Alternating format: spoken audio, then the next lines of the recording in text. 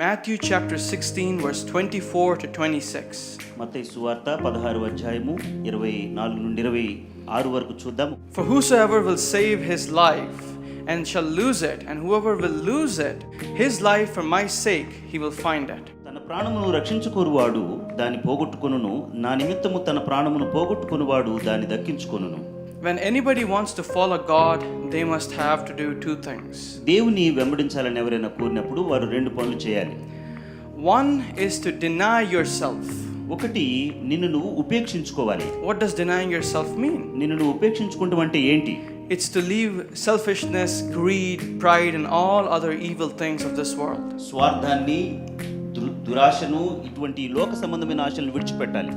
And second is to take up your cross and follow God. రెండవదిగా నీ యొక్క సిలువను ఎత్తుకొని దేవుని వెంబడించాలి. What does taking up your cross and following God mean? నీ యొక్క సిలువను ఎత్తుకొని ప్రభువుని వెంబడించడం అంటే ఏంటి? It once again means to leave all the fleshly desires of this world.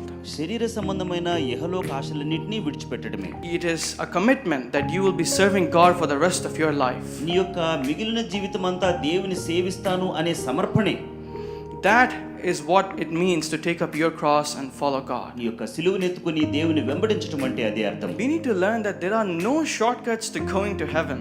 దీని ద్వారా మనం నేర్చుకోవాల్సిన విషయము పరలోకానికి వెళ్ళటానికి షార్ట్ కట్లు లేవండి. When God asks you to pray, pray sincerely. When God asks you to read the Bible completely. నువ్వు ప్రార్థించమని దేవుడు అడిగినప్పుడు నీవు యథార్థంగా ప్రార్థన చేయి. వాక్యం చదవమని ఆయన చెప్పినప్పుడు వాక్యాన్ని యథార్థంగా చదవాలి.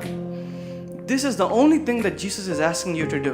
యేసుక్రీస్తు ప్రభువారు ఇలా నీవు చేయాలని కోరుతూ ఉన్నాడు. It is also your decision to take whether you will follow God or whether you will live in this world. నీవు దేవుని వెంబడిస్తావా లేకపోతే ఈ యొక్క లోకాన్ని వెంబడిస్తావా అని నిర్ణయించుకునేటువంటి సమయం ఇది. If you give your life in God's hands, if you put it in God's hands, He can use you mightily. దేవుని యొక్క చేతుల్లో నీ యొక్క జీవితాన్ని పెడితే దేవుడు నిన్ను అద్భుతంగా వాడుకుంటాడు. All the issues in your life, pray and God will remove it. నీ యొక్క జీవితంలో ఉండేటువంటి సమస్యలు వాటిని బట్టి ప్రార్థించు, దేవుడు ఆ సమస్యలను తీసివేస్తాడు. Stop doubting, stop asking questions. Put your troubles in prayer. అనుమానించడం, సందేహించడం, ప్రశ్నలు అడగటం ఆపేసి నీ ముందున్నటువంటి సమస్యలను దేవుని ముందు పెట్టు. You all must remember, as Christians, there are no shortcuts to heaven. క్రైస్తవులంగా మనందరము గుర్తుంచుకోవాలి, పరలోకం వెళ్ళటానికి షార్ట్ కట్స్ లేవండి.